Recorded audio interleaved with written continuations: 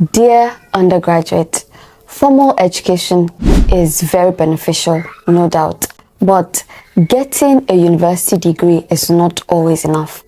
There are other important things you must learn even while you're still a student that will give you a competitive edge when you finally graduate. I will be sharing with you 7 important things every undergraduate must know to give them an edge after school. My name is Aderinsola Adeyemi, also known as Diction with Derry. Remember to give this video a thumbs up, share this video with a student, with an undergraduate that you know, and subscribe to this channel if you're not already.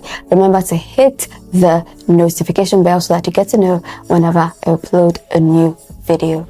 Without further ado, let's get straight into this video. Number 1, do your best to graduate with good grades. I finished with a second class lower degree, or a 2-2 as we would call it. I finished with a 3.36 CGPA out of 3.5, so I was very close to graduating with a 2-1. But hey, after graduation, I started to apply to jobs, and I realized that a lot of these jobs or scholarship opportunities for master's degree abroad were only open to people who graduated with either first class or 2-1. Now, there was this particular job that I was this close to clinching with one of the prestigious consulting firms. I had already started speaking with the recruiter, had sent my CV, and it was more than obvious that I was experienced, I was competent, I could do the job and all of that. Only for him to ask if I finished with the first class or a 2-1. And I responded that I graduated with a 2-2. And then he was like, nah, it won't work, because in that organization, even if you were joining them as a partner, you had to have graduated with a first class or a 2-1. So you can imagine how excruciatingly painful that experience was for me. That was how I did not get the job. Very frankly, I have come to realize that it's not as if these organizations are wicked, in quotes, or that those who finished with a 2-2 are not intelligent or competent. In fact, it was this recruiter who let me know that it was more of an elimination method for these organizations, not a test of your competence or our competence. It helps them sieve through hundreds of thousands of applications. Now, are there graduates who finished with a 2-1 or a first class who are currently unemployed? Absolutely, there are. Now, are there also people who graduated with a 2-2 or a third class who are gainfully employed? Absolutely. Life is not black and white, and there are no absolutes, but there is a satisfaction that comes from knowing that you did your best. Just what I'm saying. So don't put yourself in a position of disadvantage. Do your best to graduate with a first class or a 2-1. Tip number 2, take advantage of internship opportunities. If you've been following me for a while, or you've ever taken any of my courses, you'd have heard me say time and again that I always wanted to become a broadcaster growing up. After graduation, it occurred to me that I could have interned at any of the broadcast stations around during the semester breaks in school. Who knows? This might have facilitated or even increased my chances of getting a job as a broadcaster after school. Again, what am I saying? If you're currently an undergraduate and you have identified an area of interest, please take advantage of your semester breaks and use them to volunteer for an organization. If you have picked an interest in content creation or social media management, for instance, you can reach out to an organization to manage their social media accounts, or to write their scripts, or even create a social media calendar for them, to basically create content for them. If you are very good with figures, you can intern with a bank or a fintech company. The opportunities are literally endless. If you're studying law, for instance, you can intern at a law firm. If your parents have a business, fantastic, you can intern with them. And I'm sure they'd be more than willing to pay you a stipend. As a matter of fact, this is something that I wish that I did with my dad's organization when he was alive, and this is something that I hope to replicate with my kids when I start to have kids. This is one I'd really love to implement with my children, to have them intern at my media outfit. Now, the point is that you want your holiday to be what? Productive. This way, you would not even have to wait till you graduate before you garner relevant experience to include in your CV. I'm not saying that you shouldn't rest or play or scroll on TikTok after all. All work and no play. All I'm saying is balance. Tip number 3, take on leadership roles. As an undergraduate, there are different leadership opportunities that present themselves at different levels. You could vie for a position in your class, in your department, in your religious community, or even at the student union level, if you believe that you have the capacity. You could also step up to take charge when you have group assignments or projects, for instance. But ensure that you're vying for the position in order to serve your fellow students, not to embezzle money or just for the sake of the prestige that comes with it, okay?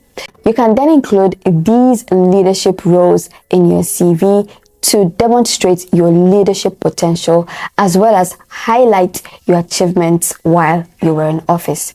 Meanwhile, always bear in mind that your aim in school is to come out in flying colors. Your education is your priority.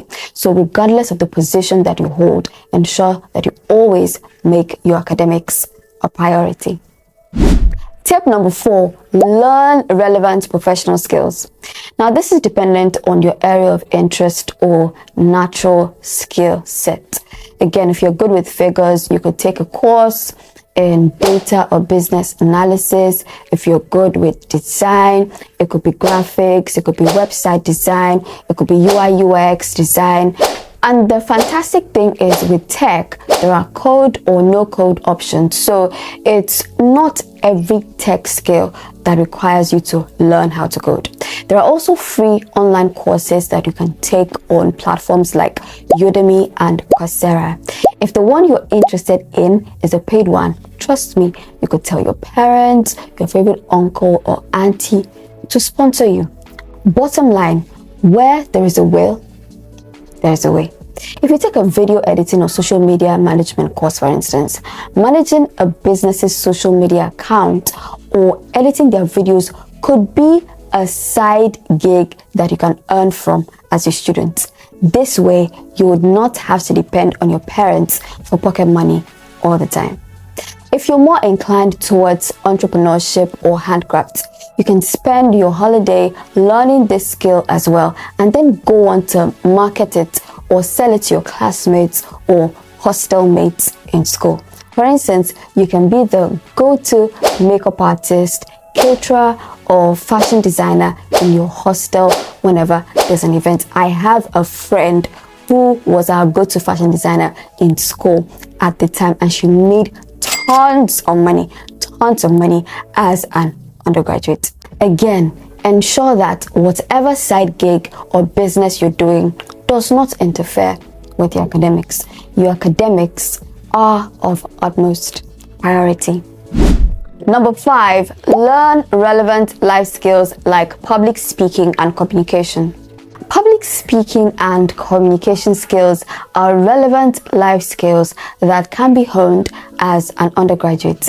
Now, whether it's giving presentations, working on group projects, answering questions in class, reading out your manifesto, representing your department at a competition, or just chatting with lecturers, answering questions in class, strong communication skills will always stand you out in life.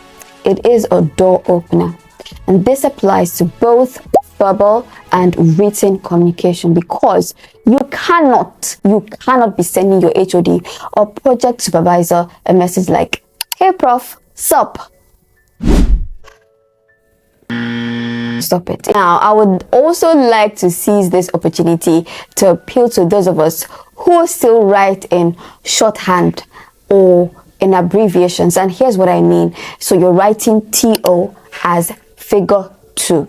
You're writing YOU as the letter U. How as OW? Come on, please stop.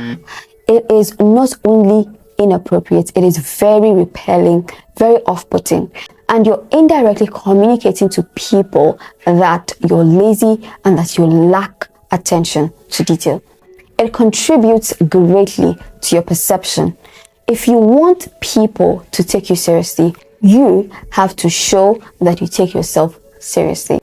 More so, these communication skills will always come in handy later on when you have to write emails as an employee, when you have a business pitch, or when you have to deliver a presentation at work. So this is literally a platform for you to practice.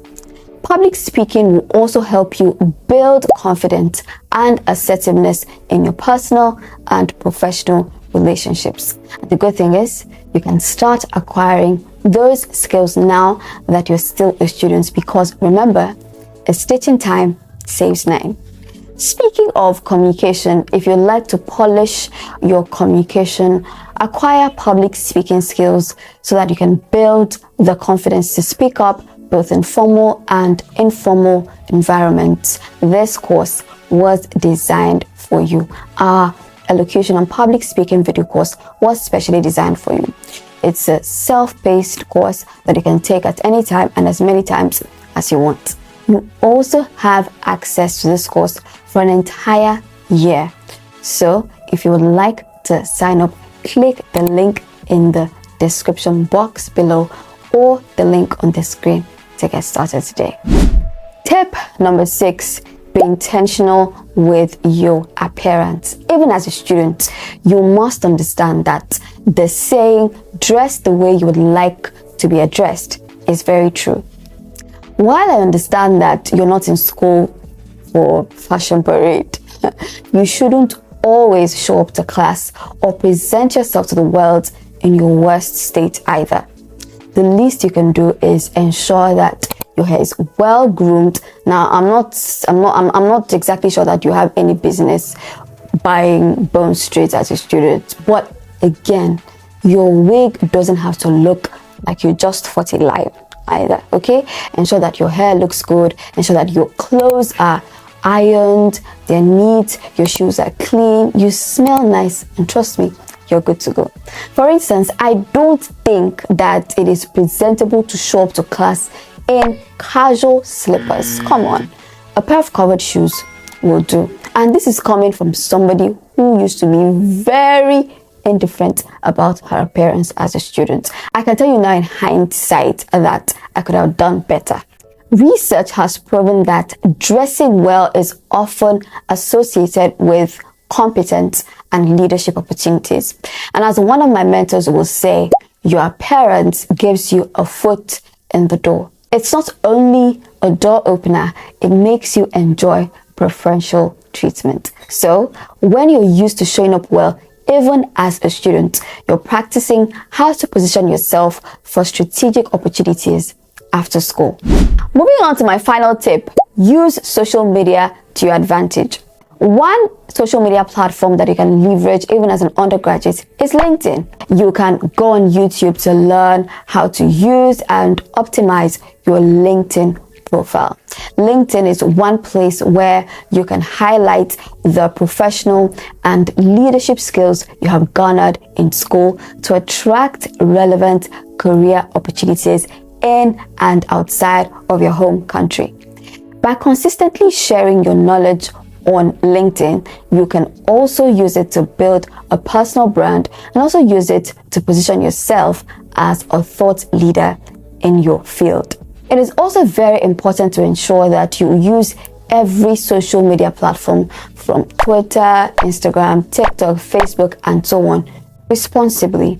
Be very mindful of what you post, what and how you leave comments. As much as possible, avoid controversy and don't post provocative pictures, especially as a lady. If you feel like you might have posted one or two things that are inappropriate or that could get into trouble in future, I beg you, after watching this video, comb through your social media accounts and delete them. Remember, it's 2024 and your social media profile is your new CV. If you implement all of the tips I have shared in this video, I am confident that you'll be setting yourself apart from the crowd and positioning yourself for strategic opportunities even before you graduate. If you found this video helpful, please let me know which tip stood out for you in the comments below. Let me know what you will start doing and what you'll stop doing. Remember to give this video a thumbs up so that YouTube can recommend it to much more people. Share this video with your community, with the students, with an undergraduate around you. Subscribe to this channel if you're not already, and turn on the notification bell so that you get notified whenever I put up a new video. Thank you for watching. I'll see you in my next video. Bye.